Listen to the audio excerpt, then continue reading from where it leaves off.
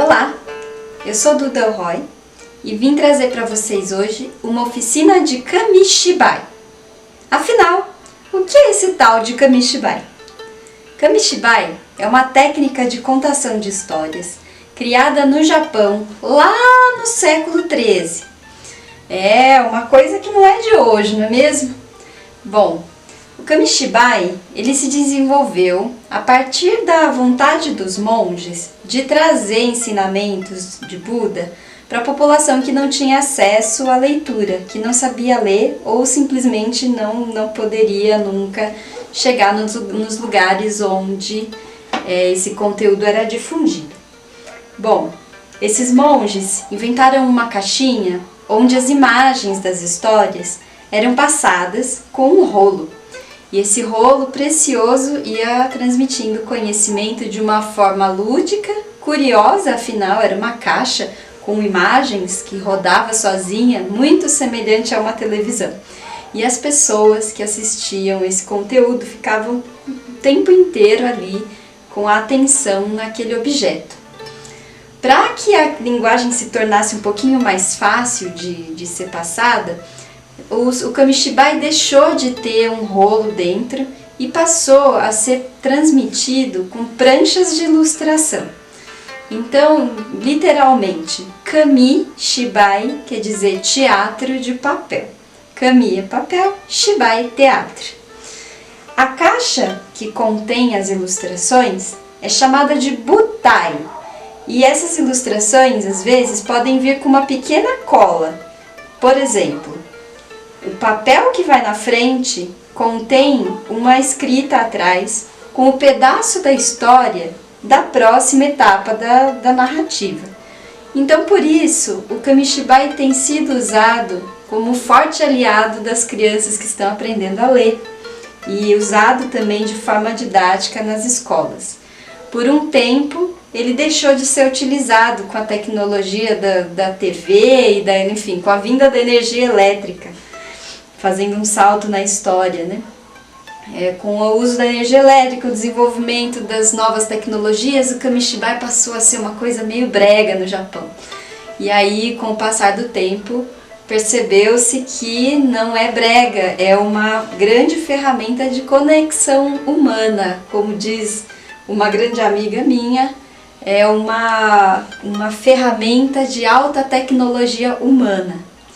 O Kamishibai é uma forma charmosa de compartilhar histórias e hoje eu vou contar um pouquinho para vocês como é que a gente constrói uma história no Kamishibai para ver se vocês ficam animados aí para construir as próprias histórias em casa. Vamos lá?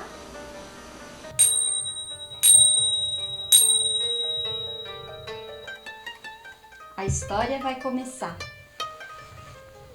Esse butai que vocês estão vendo aqui, a caixinha que contém o Kamishibai, né, que contém as histórias, é uma caixinha muito especial para mim. É a 5ª ou 6ª caixa que foi construída depois de muitas tentativas e experimentos. Ela tem o tamanho ideal. Ela foi feita para papéis do tamanho A3, com uma superfície aqui na frente. De vez em quando eu uso esse tablado para colocar algum objeto que eu queira que interaja com o fundo. Ela tem também uma abertura aqui em cima, caso eu queira usar bonecos, né? Caso eu queira usar bonecos de papel para interagir nesse cenário. Aqui em cima foi feita uma pequena caixinha de luz, uma tela, na verdade, onde eu coloco uma iluminação aqui atrás e posso trabalhar com o teatro de sombras. Olha que bacana. De forma que o teatro aqui em cima, né, que as sombras interajam também no movimento da história. Mas, na verdade, o que mais me encanta nesse teatro de bonecos, né, é um tipo de teatro de animação, são as possibilidades que ele traz para a gente ocupar espaços públicos. Historicamente, no período pós-guerra no Japão, o Kamishibai passou a ser meio que uma forma de divulgação do comércio. Os artistas sem emprego, as pessoas que não tinham alternativa, né, durante a crise da fome, todos os horrores da guerra no Japão, faziam seus doces para vender nas ruas, e a forma de divulgar a mídia da época era o kamishibai. Saíam com suas bicicletas, colocavam ali uma história bem longa, que durava ali uma semana, e todos os dias apresentavam um pequeno capítulo, como se fosse uma novela. E então as pessoas curiosas para saber o que é que vinha, né, o que aconteceria, se reuniam em volta dessa pessoa, que contava só um pedacinho daquela narrativa, e aí no final dessa apresentação trazia os doces para vender. A tradição do doce pegou. A necessidade de vendê-los no final já não era assim tão importante. Mas a ideia foi boa, e aí foi uma forma de chamar o público, né? Esses artistas começaram a distribuir doces para chamar as crianças, fazer o seu som no começo com os instrumentos mais diversos. Eu gosto do som do sininho, eu acho que ele cria ali uma atmosfera muito positiva para a contação de histórias. Às vezes eu uso o meu shakuhachi para começar uma história e fazer com que as pessoas fiquem atentas. Opa, vai começar alguma coisa ali.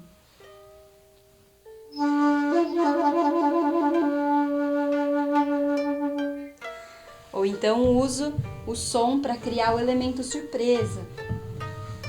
E assim a gente vai desenvolvendo a nossa maneira de contar histórias nessa plataforma. É muito semelhante à história em quadrinhos, né? Com os storyboards, por exemplo. A contação de histórias do kamishibai conta com o elemento surpresa, com o quadro a quadro, com a possibilidade da narrativa igual a gente faz, por exemplo, nos livro-imagem, né? E isso é muito particular de cada um. O interessante é que a gente pode ilustrar especificamente para um momento que a gente tem vontade.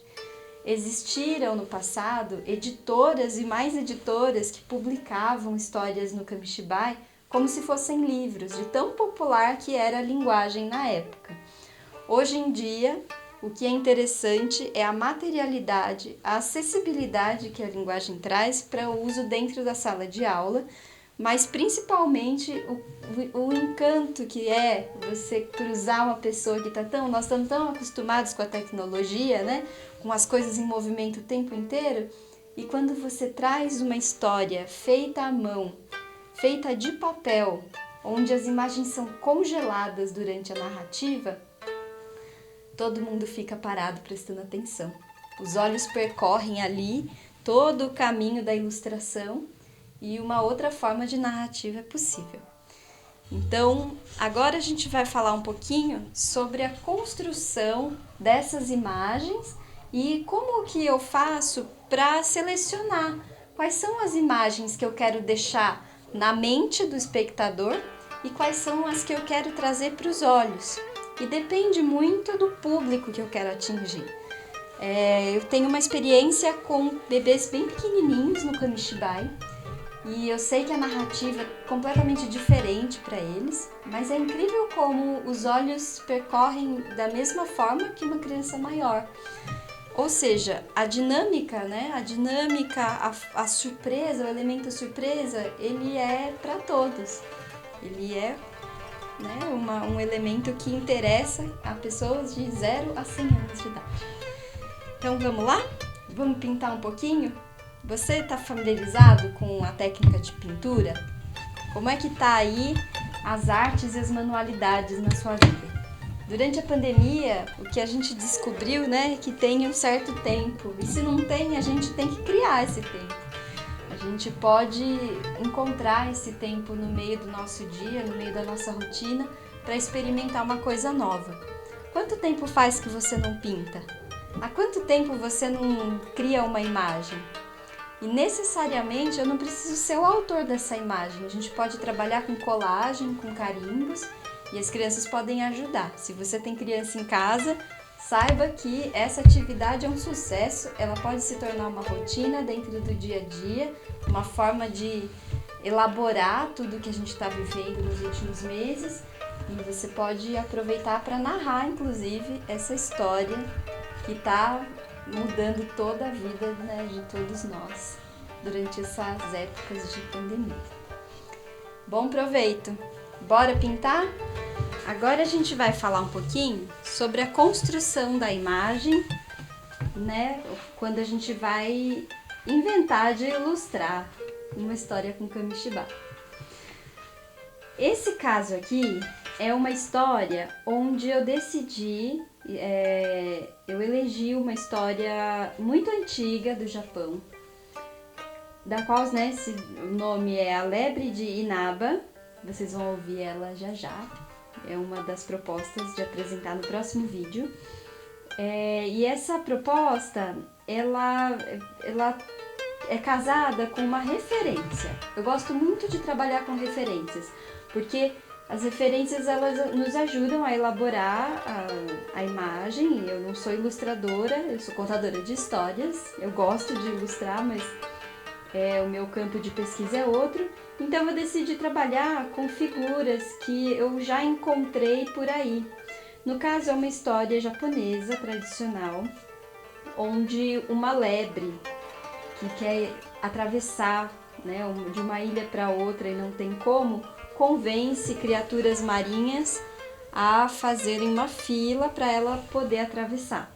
E aí essa história ela cruza uma outra história que é um grupo, né, um grupo de homens, na verdade 81 príncipes que querem se casar com a mesma princesa, e dos quais 80 deles são muito malvados e só um tem o coração bondoso. Então essas duas histórias se encontram em um dado momento e aí vem aquele trabalho muito minucioso de quais os quadros que eu quero apresentar para o público e quais aqueles que eu não tenho necessidade ou eu gostaria de deixar para a imaginação, e quais aqueles que eu gostaria de dar ênfase, que eu gostaria de dar um zoom. Quais são as possibilidades que o quadro a quadro, né, trazem para o meu fazer. Aquela coisa que eu tinha falado, né, da tradição de se escrever atrás do próximo quadro, né, atrás da próxima narrativa, uma colinha, é exatamente isso. Por exemplo, essa é a capa, né, da primeira página dessa história. Então, vamos supor que essa aqui seria a próxima etapa. Eu ia falar, então a lebre pisou na cabeça de mau jeito, pisou de mau jeito em cima de uma das criaturas e essa mordeu o pé dela ou arrancou sua pele.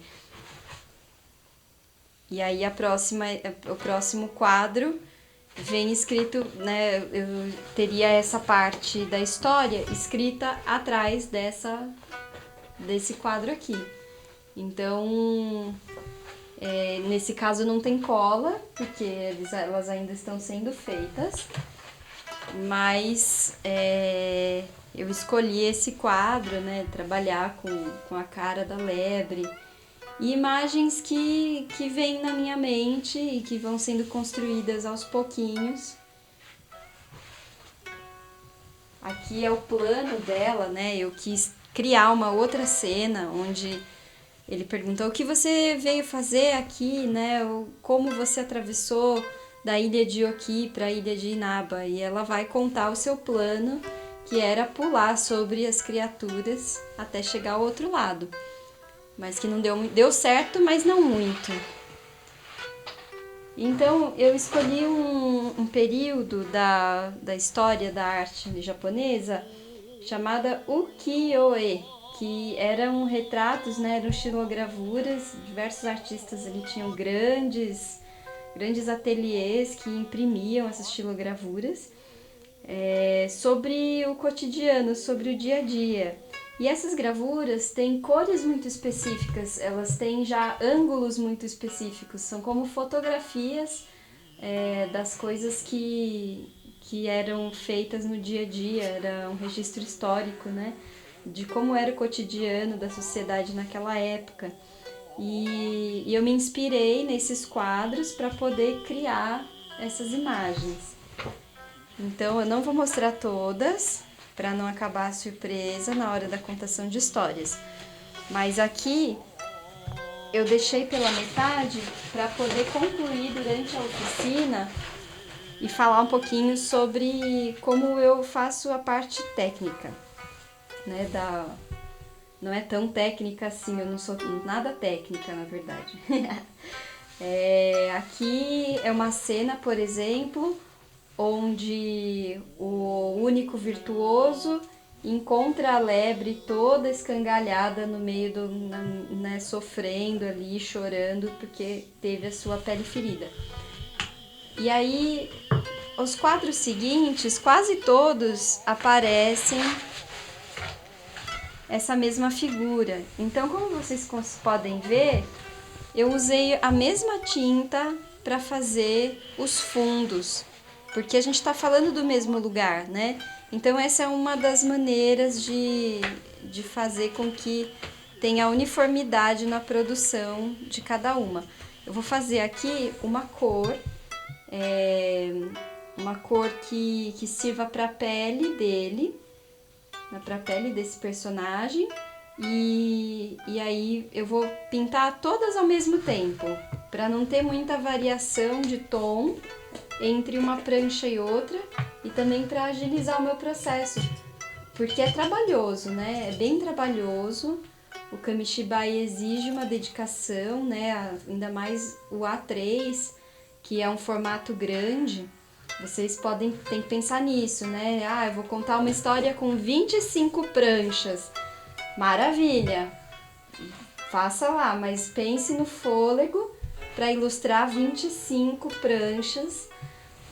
Não é uma brincadeira, tá? Não é uma coisa muito simples. E qual a técnica que vocês vão usar? Ah, eu vou pintar com lápis de cor. Bens a Deus. Muito, muito trabalho. Então a gente tem que pensar nessa continuidade de uma ilustração para outra. E também nas outras possibilidades. Por exemplo, a gente poderia trabalhar aqui com a colagem. Olha só, eu tô fazendo as cores, né? É uma coisa muito simples, mas para quem não tá acostumado com pintura, tem que pensar nisso também. Como é que eu vou fazer um tom de pele aqui, né? Eu preciso fazer um marrom. Ah, agora vem aquelas aulas lá atrás, né? É uma coisa muito interessante, como a gente não tem essa formação, né, de fazer cores, né, com o verde, com o azul, o amarelo e o vermelho. Eu fiz todas essas ilustrações. Então, vamos lá, vou fazer um verde.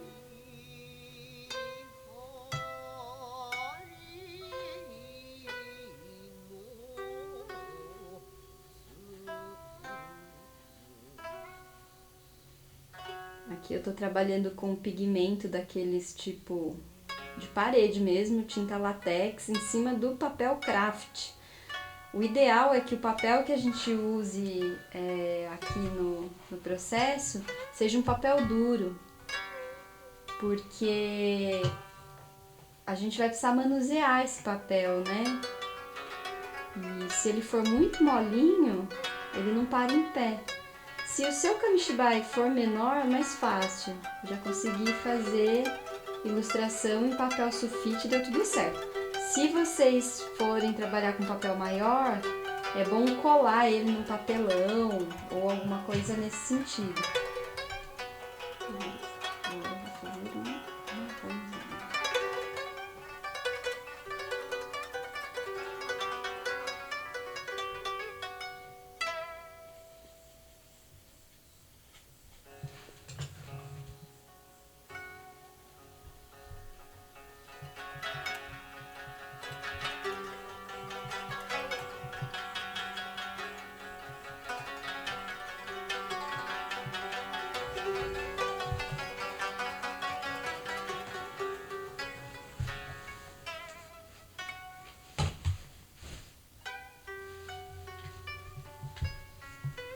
O processo da cor ele é muito intuitivo, tem técnica, mas eu não sou nada técnica, então pra mim vai sendo feito assim.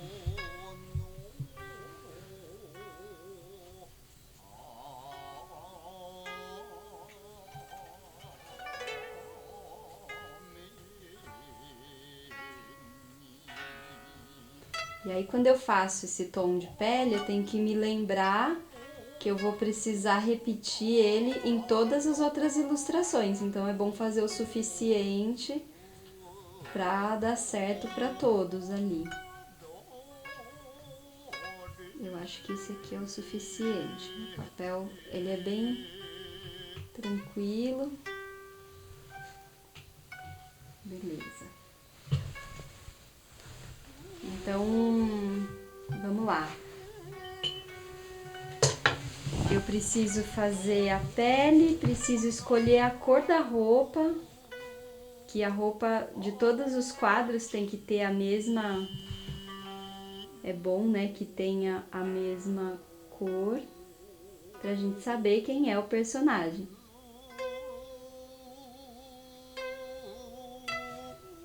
Então esse aqui no caso é o personagem bom.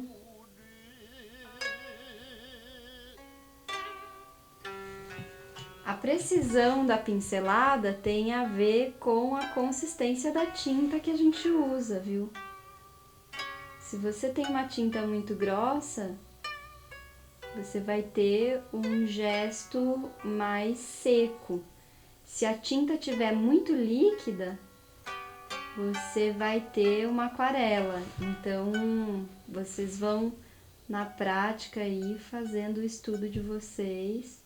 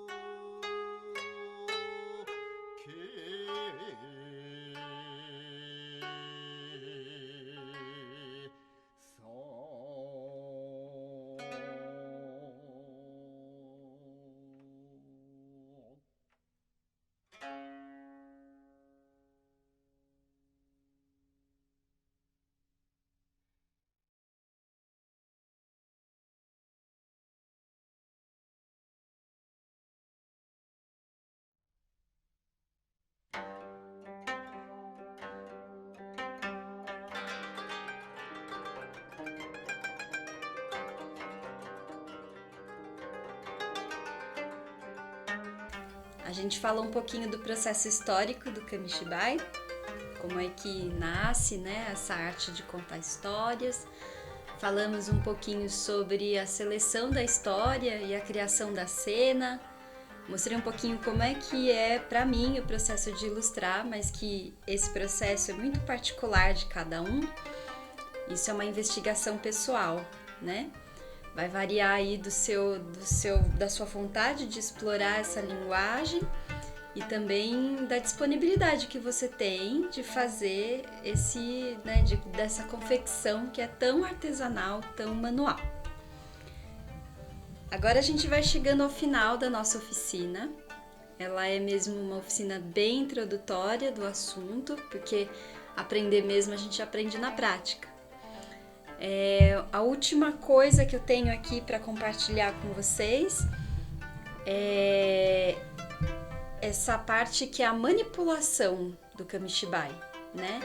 A manipulação dele é quanto mais fluida, para que o contador de histórias não se perca ali no gesto, né? Onde põe o papel, qual é o trajeto da mão enquanto eu falo, qual é o momento da palavra que eu troco a prancha da ilustração, qual é o tempo de retirada de cada papel. Entre uma prancha e outra, eu posso usar a música. Existem outras formas também de mesclar linguagens. Mas isso tudo não existe fórmula, não tem um modo de fazer, não temos o que é melhor e o que é pior. Vai muito da sua sensibilidade e do seu experimento, acerto e erro, na prática. O que faz do Kamishibai uma linguagem mágica é o fato dele ser tão singelo, é uma linguagem tão simples, né? É papel que serve aí para conectar, né, a palavra à imagem, já que a gente vive a era da imagem, né, onde as pessoas são presas a imagens e, enfim, é uma forma da gente interagir ali com a palavra olhando no olho, né? Eu falo que a mágica do Kamishibai é transformar, é a conexão que ele transforma, né? Ele transforma a relação entre o contador de histórias e as crianças e os adultos. É o ventinho da porta batendo ali no meio das palavras e fazendo com que a gente provoque a sensação da magia, do relaxamento, né? Num tempo que a gente vive hoje de tanta violência, né, de tanta discriminação, de tanta injustiça, de desmonte político, de todo tipo de atrocidade no nosso país, né, durante a pandemia, que já não bastasse ser uma pandemia, ainda tem que contar com uma postura do governo que negligencia. Então eu falo que o Kamishibai ele passa a ser um ato de resistência.